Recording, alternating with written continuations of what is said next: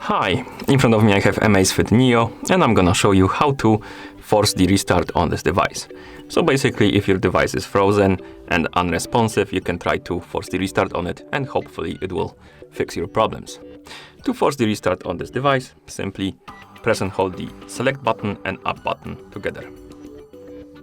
Press and hold them, and after a second or two, the screen should go blank, and then it should appear again.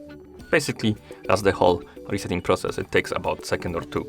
So press and hold the buttons, it's gonna go blank and then reappear again. And that's how you force the restart on this device. Thank you for watching. If you found this video helpful, please consider subscribing to our channel and leaving a like on the video.